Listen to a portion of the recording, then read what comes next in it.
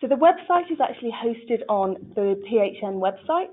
So the way to find the web resource is to go to www.wnsw, so Western New South Wales phn.org.uk, sorry, .org.au.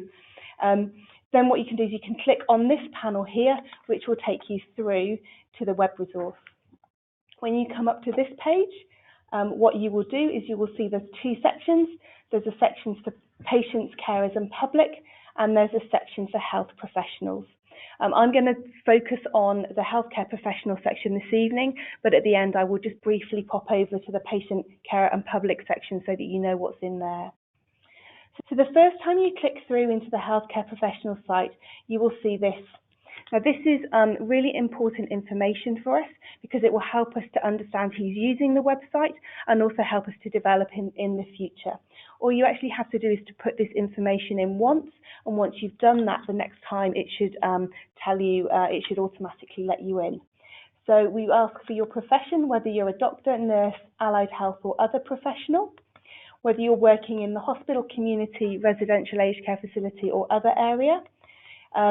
And then just popping in the postcode so that we know whether it's people within the two LHDs, the PHN area, or whether it's people from further afield that are using this. And then it's just a case of popping in this code just the first time you use it, and then hopefully every time thereafter you'll go straight through to the web resource. When you come through onto the healthcare professionals page, this is what you will see. You'll see the model of care that we have here. And then there should be another panel down here on the other side which will give you some other information, and I'll go through that later. This is the Far West Palliative and End-of-Life model of care.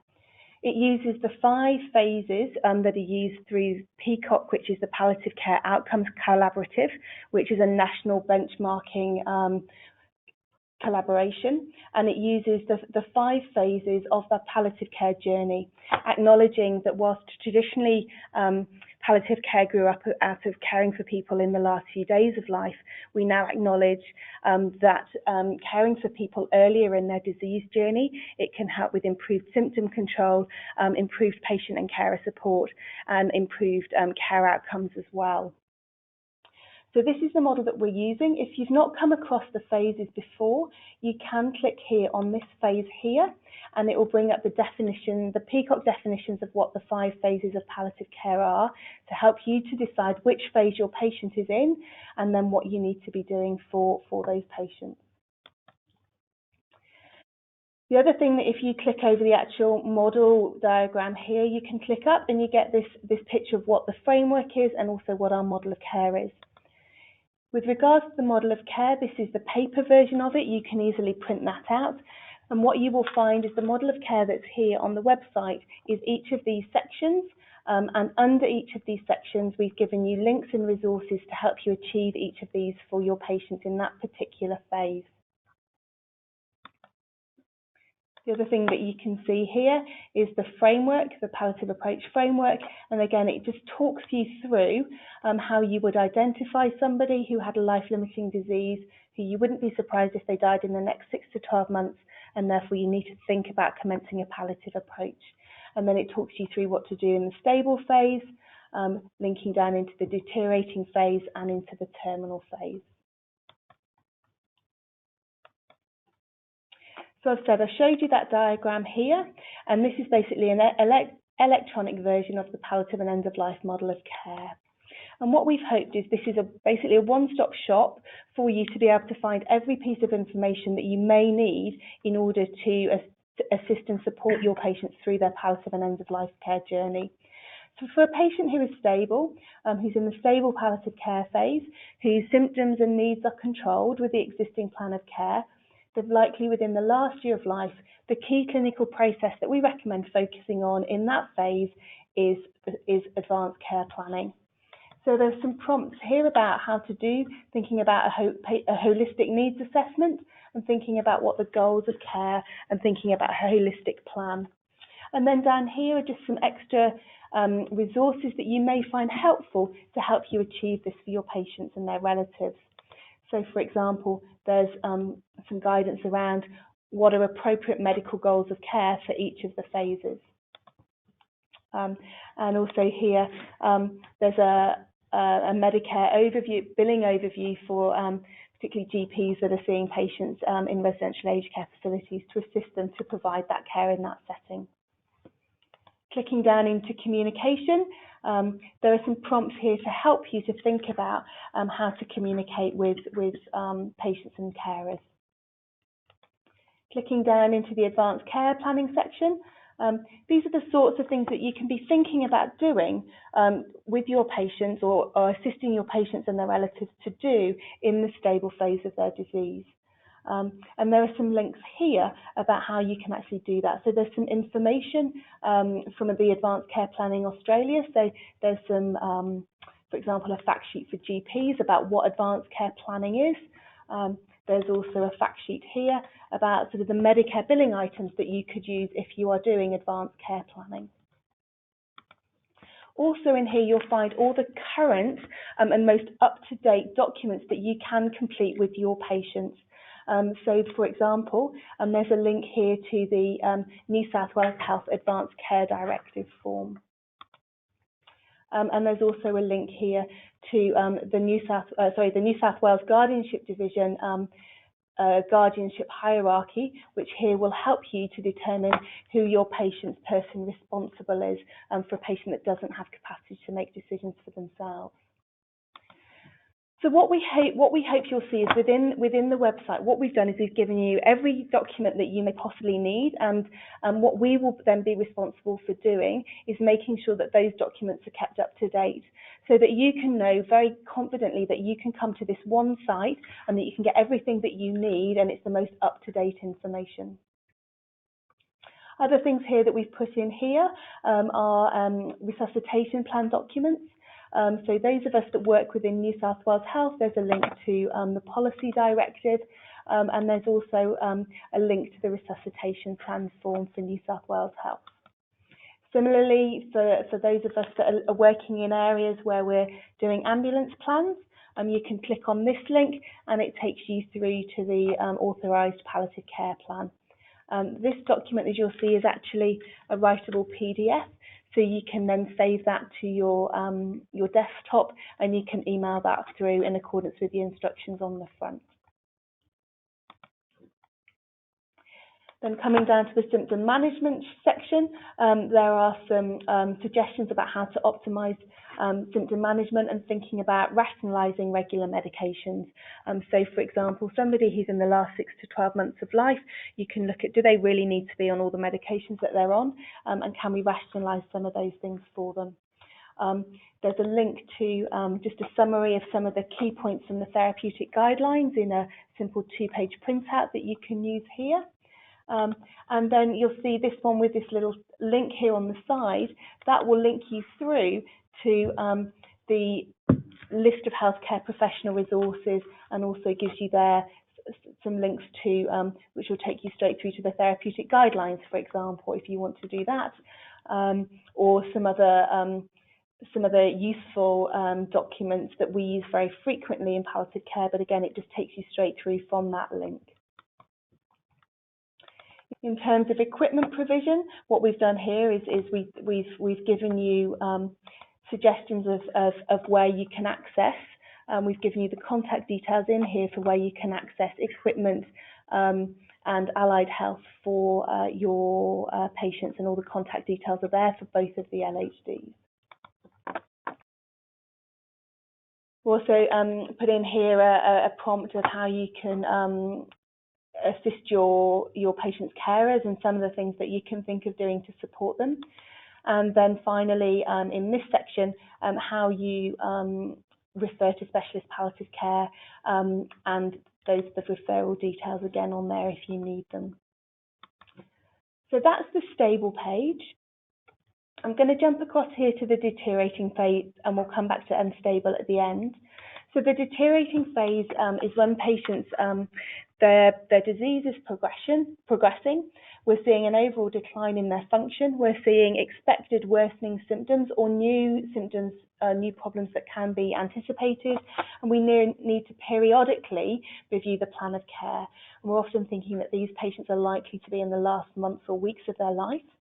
And the key clinical processes here is that anticipatory care planning and NVT care coordination.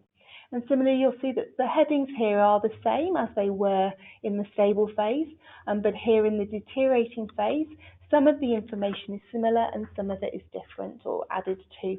So you'll see here that there's similar links to the same documents from this section. Similarly, communication prompts and advanced care planning. In addition, in the deteriorating phase, though, in addition to advanced care planning, we also need to start planning for where patients would like to be cared for and to die in the terminal phase.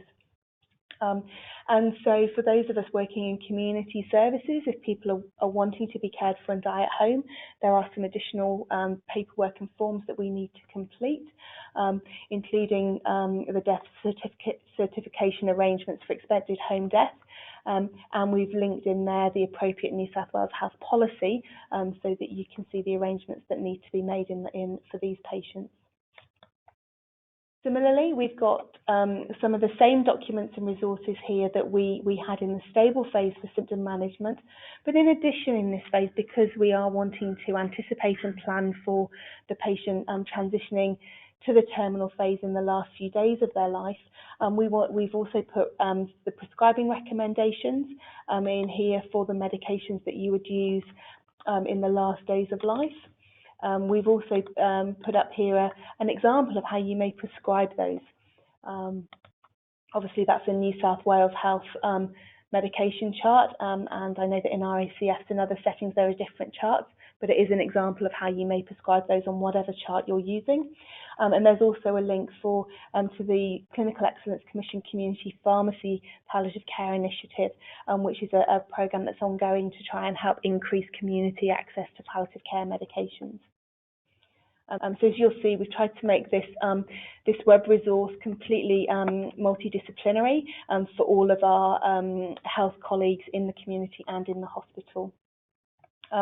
There's also the subcutaneous syringe driver observation chart that's used in the Far West LHD, along with the syringe driver operating guidelines, and also a patient leaflet on syringe drivers that can be printed off for patients and their relatives.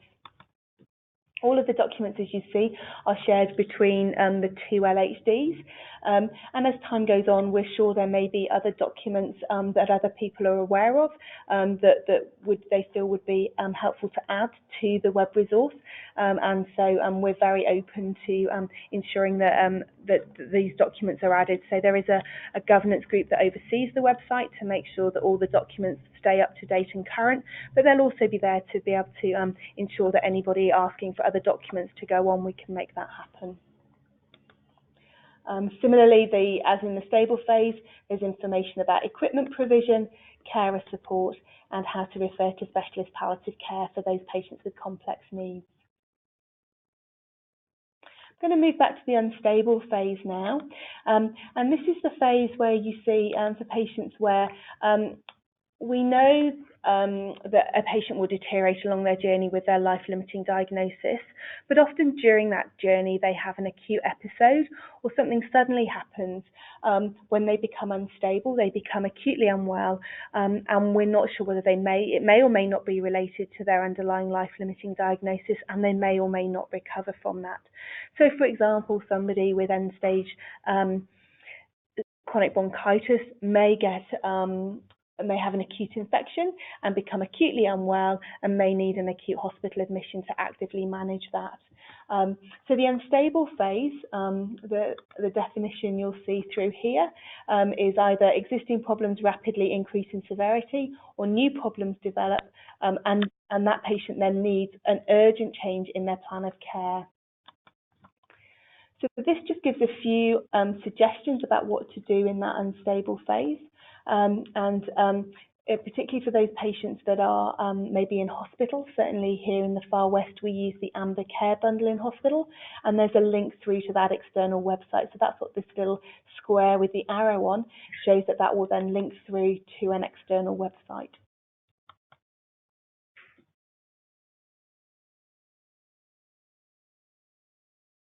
Moving on to the terminal phase, again, you'll see it's set up in a very similar way, and the terminal phase is when patients are transitioning to the last days of life, and our key clinical process at that time is then comfort care. So what we then need to be looking at is, well, how do we do that multidisciplinary assessment and care? And again, there's the similar documents that you found in both the deteriorating and the stable phases, but in addition, in this phase, there are links to two other sets of documents and two other websites and some other documents. So if patients are being cared for in the residential aged care facilities, we've actually put the Queensland Residential Aged Care end of life pathway here that you can use, and a link to that here via Care Search.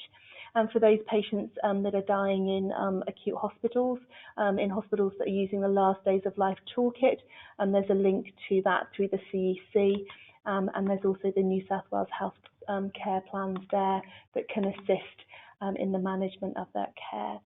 The other thing that's really helpful, I think, for those of you that are working in areas maybe that aren't using these forms, even though you're not actually using the forms, it can certainly direct you in the care that you are providing for your patients in the last days of life, and looking for those, important things in terms of assessing symptoms and also providing comfort care. In the communication section, there's the same communication model, the prepared model, but there's also a link through to the professional, well, this is actually the patient information section, and there's a number of leaflets here that you can open up, print off, and give to your patients if they're able, or their relatives that go with that. And so again, we've put links through to lots of useful information that contain sound advice that you can confidently give to patients and relatives. In this section, rather than looking at doing advanced care planning, the difference here in the terminal phase is that what we need to be doing is providing care in line with the previous advanced care planning decisions that have been made. So there's the links to the previous ones, and also if sometimes people deteriorate or they only come into our services very late, we still need to complete these necessary documents, so you can still find them here in the terminal phase. The symptom management in the last days of life section does include more information than the stable and deteriorating phases. It's got the same information in there and the same links, but it also has more specific information about how to practically manage the 5 expected symptoms in the last days of life, and this links through to the statewide work that's been done through the Clinical Excellence Commission. What we will make sure is that every time the external organisations update these documents, the governance group will ensure that they get updated on this website as well, as I said before, to make sure that it's the most up-to-date information. And then there's similar information about equipment provision, carer support, and how to refer through to specialist palliative care for patients with complex needs. What we acknowledge as well as the final phase of palliative care is that we don't only care for patients, but we care for their relatives and their carers as well. And so we very much acknowledge the bereavement part as a very important 5th phase in the palliative care process. Straight after somebody's died, there is the essential after-death care that we need to provide for people, both in terms of sort of the medical legal aspects of verification and certification of death, but also the practical care that we provide for people after they've died in whatever care setting they die. So here we've given you all the information that you would need in how to care for somebody immediately after they've died, including how to the policy documents that contain all the New South Wales Health legalities around verification of certification of death, also the verification of death forms.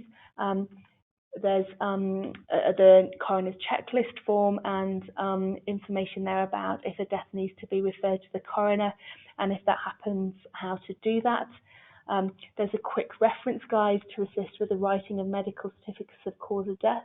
There's an example of what the medical certificate of cause of death looks like, For those of you that don't work within New South Wales Health, there's the link here of how to actually order a medical certificate of cause of death booklet with the certificates in them. There's also the attending practitioner's cremation certificate there that you can print off and download. And finally, in this section, we've included the Clinical Excellence Commission Last Days of Life Care After Death checklist. And again, whilst some of this is only relevant for hospitals, for those of you working in community settings, you might find some of the information in this checklist useful, and particularly around care of the body after death and communication with families and other health service providers. In the communication section, we've put through here a link to the information of grief and bereavement on the patient information page. And so if you scroll down to the bottom here, there is a list of, there's a leaflet there from the Last Days of Life Toolkit about grief, and one from Palliative Care Australia about grief. And then in here, there's the list of local bereavement services. And there's also links through to a number of different organisations that provide grief and bereavement support if patients and their families need that. In this section here, we've also put that link here, but in addition, we've got the local services that you can get from here. And then there's just a thought about, as a team, how we need to communicate together so that we notify all of the other people that are involved in the care, and that sometimes that we need to meet together as a team and reflect and debrief. For deaths in hospital, we have a mandatory requirement to screen and review all deaths within 45 days, and so there is a link to the documentation that's needed to do that. Over here on the right-hand side is the panel that you would have seen. If you click on here and the paper version, down here on the left-hand side, it helps you to identify those patients who may be appropriate to think about a palliative approach. And we've put that panel down here on the right-hand side. So if you click over this, it gives you that document up, those documents up again. And down here, it gives you the triggers for commencing the palliative and end-of-life model of care. And so there are three triggers: that your patient has a life-limiting disease, including these things, and if in primary care, a time to think about this is if you're doing a GP chronic disease management plan for terminal illness. This is always a statistic that I find remarkable, that for a person who is aged 65 or over, or Indigenous and 55 years of older, if they have an unplanned hospital admission via the emergency department, their mortality is 25% at 1 year. For patients that are admitted to residential aged care facilities over the age of 65 or Indigenous aged over 55, they have a 27% mortality at 6 months and a 38% mortality at 1 year. So these are some triggers to think about. Does this person have a life-limiting diagnosis? Would I be surprised if they died in the next 12 to 6 months? So that's the question that you then ask. If you're still not sure at that point, then there is this thing called SPICT. This is it's a research validated and reliable tool, and it does just give you some additional clinical indicators of how you may identify those people that would benefit from a palliative approach. So some of the indicators of poor or deteriorating health, but there's also some indicators here for the disease-specific indicators. So the final section of the website to then look at is these other resources here. So the section we're in at the moment is the model of care, which we're seeing with this model here. In addition, what we've done is under the resources for healthcare professionals, we've put all of those links and extra documents here in this section, plus some additional links if you want to find other information. So here in the palliative and end-of-life care section, there's some links through to some other useful websites that we can recommend. What we've done is we've also put we've listed a number of learning modules, whether they be through HETI, whether they be through the Palliative Care Education Training Collaborative, so PEPA, Palliative Care for You, or End of Life Care for Clinicians. And we've just listed some of the other learning modules that are out there should you wish to take up further education and training. And some of those links through to the other things that I've already mentioned, so Amber Care Bundle and SPICT. And we've also put here the paper for you, so the surprise question, would you be surprised if your patient died within the next 6 to 12 months? We've actually put the original paper that comes from, should you wish to learn more about that. We've put all the advanced care planning information in this document here, so links through to the Advanced Care Planning Australia website, plus a number of their very useful fact sheets, the New South Wales Health Planning Ahead website, the Advanced Care Planning Project, and again, all of the documents that you can download from the website if you just want, well, I just want to quickly go to, I just want that thing, I know where it is, you can go to the resource page here, and then you can come and find it in this section. So these are the information about communication, the prepared model that you'll find in the model of care, that comes from Clayton's paper from 2007. So again, if you're interested and want to actually read where that paper comes from and how the prepared model was developed, you can find that there. Links through to the therapeutic guidelines and other symptom management charts and information, and all the information about care in the last days of life and care after death. We've also added in a few extra sections here. Care Search is a fantastic resource for all healthcare professionals. So we've put the link here through to the Care Search palliative care information for GPs. And also the Medicare PBS for palliative care. So you'll be aware that there's a specific palliative care schedule, and so you can find more information about that here. We've put in a section here for information for those of you providing palliative and end-of-life care in residential aged care facilities. And we've included the link to the RACGP Silver Book. There's a bit of information here about palliative and end-of-life care for people with dementia and for people, Aboriginal and Torres Strait Islander people. These areas are quite thin on information at the moment. We do know that there are a number of organisations that are working on specific resources for both these two groups of people, and so as they get developed, we will add that information here on the website.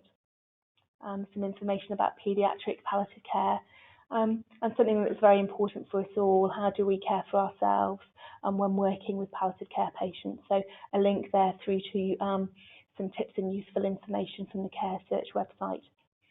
And also for anybody that's interested in doing some audit in clinical care practice, again, a link through to the Care Search website with some useful information there. And finally, here at the bottom, we've just put through the national and state palliative care associations for doctors and nurses, and Palliative Care Australia with Palliative Care New South Wales and multidisciplinary. Scrolling back up to the top, that's the section on resources for healthcare professionals. But if you come across to the side here, there's a similar page that just lists all that information for patients. So all the patient information leaflets that you'll find links to from the main model of care, you'll find in this section. So this is the section that from that first home page, so where it says ePAF. So this section here where it says for patient, public and carer, if the patient, public and carer click on that, they will then get all of these patient information leaflets that again just goes through every relevant part of the model of care. The website is an open website, so patients, families, carer and the public, they can access the healthcare professional site. We're not here to keep anything secret. It's not secret business or hush-hush, but we do sort of acknowledge that if they're going into the healthcare professional site, this site is very clinically based with clinical information, clinical language, but all of the information within the patient site is specifically written for for patients, carers and the public. The other thing that you will find in time, pops in under here, we will be putting in a second section here where this webinar is being recorded. So that will go in the webinar section, which will sit under here. And if there are any future webinars that we do around particular topics, so say for example advanced care planning, you'll also find those recorded and in that section here, so you'll be able to find them directly off this site.